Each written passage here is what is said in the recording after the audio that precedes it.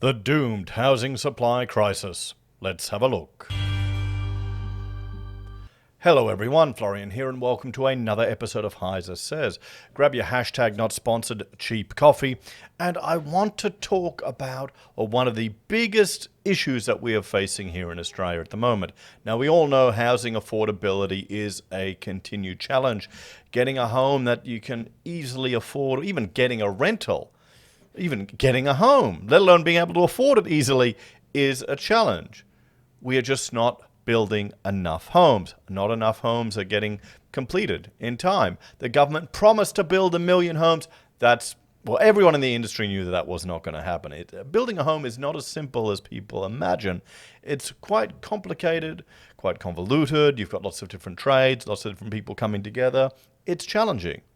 And it's expensive. It costs a lot to build these homes. So when you have people predicting a catastrophic housing bubble and crash, we're going to get to the point where housing crashes so much it'll be worth buying a house and then selling all the materials, disassembling it and selling all the materials.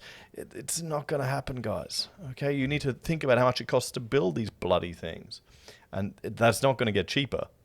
So let's look at a few things here. The first thing I want to draw to your attention is I asked. Well, this is the article we'll read, but I asked Copilot a question, and I'll bring it up here. I said, as of 2025, Australia is facing a significant housing undersupply crisis. So I wanted an estimate of this undersupply because we've heard figures again and again and again. And, well, supply is the main issue here. We need to get more houses built. The market needs to provide more competition, but it's being inhibited. So the shortfall is Australia's projected to fall 262,000 homes short of its target of building 1.2 million homes by 2029 under the National Housing Accord. So demand is estimated to be 223,000 new homes per year, but only 177,000 were built in 24, leaving a gap of almost 50 grand. So independent economists such as AMP's Shane Oliver estimate the current housing shortage is between 200,000 to 300,000 dwellings. That makes a lot of sense. Now, before we have a look at this article here, I want to just bring over here. This is from our good friend, the ABS. Remember when you couldn't get all this information so easily online, guys? When you had to go to university and go through the yellow books in the library? Maybe I'm showing my age here. I think I am. So this is the building approvals in Australia, and we can see here at the moment we're at 15,000, or the trend is at 15,000. It's dropped from last month, just under 15,000. Before that, it was 17,000. Of course, it moves up and down with the cycles, with the season, with the economy, with people's moods. We can see here, look at that climb. Now this climb, this is a home builder scheme, and we always knew there was going to be a bit of a dip afterwards because that pulled projects from here over there. It pulled projects ahead in time. It encouraged people to build. Now that overheated the market, that drove up prices, that has caused a lot of builders to go bust, or a lot of people to go, nah, it's profitless boom, walk away, we're losing skill, we're getting a brain drain from that industry. But that doesn't matter because they just want to keep the economy going. So we're not building enough homes. We're not getting enough homes approved. We're not getting enough homes completed. It's a challenge. So here's dwellings approved by building type. What do we have here? Private sector houses at the top. And that's what most people want. Most people in Australia still want to live in a house. Although when you see some of them, they don't seem to want backyards anymore. The blocks are getting smaller and smaller. We're intentionally lifting and building underneath so we can still have a backyard here. So let's have a look at this article, because this is an attempt to try and make it easier to increase housing supply, to make it easier to get these buildings approved, to make it easier to get them across the line, which is a good thing. You want requirements set in place, and then you want to make it easy for people to get out there and build. Because not everyone is a shonky bastard. You got to get people that want to build a good reputation. So, proposed changes to speed up housing approvals in Australia's most expensive property market also pose environmental and corruption risks and will come under further scrutiny. Okay, so they're worried about the environment and they're worried about corruption, which sounds fair, but I mean, we need to look at. You've got a whole generation here that are struggling to get into housing, so maybe we need to reduce the environmental concerns for some of these projects. Every year, not every year, almost every year. It feels like every year you get more and more onerous requirements on houses. Part of the reason housing costs more these days is because they're more advanced and more complicated. Okay, so you get a slightly cheaper operating cost in your power. You can make an argument that it's slightly better for the performance of the environment if the house has a certain lifespan, if all these other criteria are met. But to implement that, you're driving up the cost for everyone to get into the market. They want to have every single house accessible. It sounds great. It's nice. Everyone in a wheelchair can easily get into every single house. Okay. But that's going to increase the cost of a house by about 30 grand.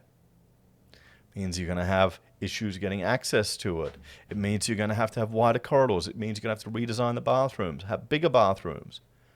And this, we're not talking houses that are suitable for NDIS occupants. We're just saying minimal level of compliance. And that adds cost. I would argue we give even interest-free loans to allow people to retrofit houses if they choose. You don't mandate it as a requirement for everyone. Maybe people later in life, when they want to age in place, they can make modifications to the home rather than forcing it on everyone, because this drives up all the costs. And we've got a crisis here. We've got a supply crisis. We've got people that can't get into housing. And eventually you're going to get the people that they're going to leave. It's already leading to social unrest. It's already leading to low birth rates. We're nowhere near replacement rate here in Australia. And there's only so many kids I can have. So the reform of a confused planning system focused on getting more homes built will be debated and likely amended in New South Wales Parliament on Wednesday. While changes are ostensibly forced on housing, green groups are concerned mining applications could be fast-tracked, while farmers have similar concerns over renewable energy projects causing angst in the regions. Opposition leader Mark Speakman has flagged multiple amendments, including reviews and other oversight of the Housing Delivery Authority, a recently created minister-controlled panel that can bypass council approvals. So they can they're taking power away from the councils. This is a multi-government issue. You've got the state government, the federal government, or the federal government, the state government, and the local councils. So in New South Wales, they're trying to get around the local councils, because you'll have people who will get on their podium and talk about how they want housing affordable, how they want to, we need to build more houses, and then they'll turn around and you get a bunch of not in my backyard crowd that don't want anything to change around them. And then they're the ones who are complaining why their children or grandchildren can't afford a house. They probably weren't complaining when all the amenities that they're taking advantage of were built all around them. The coalition also wants mines, waste incinerators, transmission lines, and wind and solar farms excluded from the planned targeted assessment pathway. Our amendments are practical, responsible, and aimed at cutting red tape while keeping government accountable, Mr. Speakman said on Wednesday. Nationals leader Dougald Saunders, and I'll zoom in a bit, said the government needed to provide clear assurances over non-housing approvals. There are ongoing issues and angst across regional New South Wales caused by the proliferation of renewables and the cumulative impact that botched rollout is having on our communities, he said. I wonder if the renewables push is going to be looked back with the foolish roof bats installation. Remember that? Remember how they wanted to stimulate the economy and to get everyone to put roof bats in their houses? And people died. People died. You had every shonky bloody operator there setting up a roof bat installation company, not knowing what the hell they were doing. And you'd have young tradies stapling stuff into electrical wires, getting electrocuted and dying. So the coalition seeks to keep district and regional planning panels, which the planning minister warns takes 100 days on average, than local planning panels. We need to make sure these new homes are well designed and well built, and we need to approve them and build them as quickly as possible, Planning Minister Paul Scully told Parliament in September.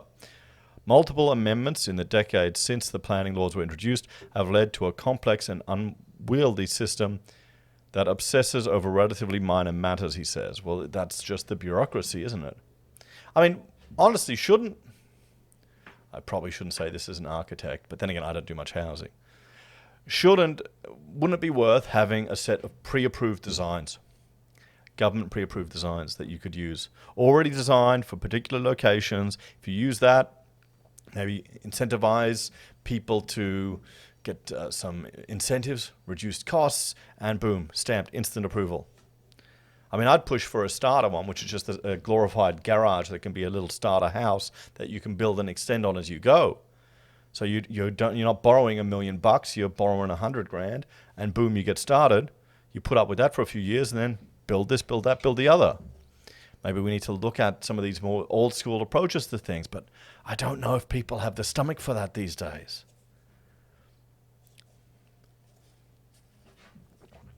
The government's bill formalises the Housing Delivery Authority in legislation, creates a new authority to centralise decisions across government agencies, and allows minor variations without a full development application.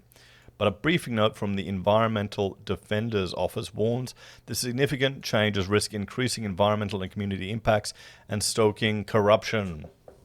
There's that evil thing, because there's going to be fear that the evil developers will get their projects pushed through, and I mean, that's not unwarranted.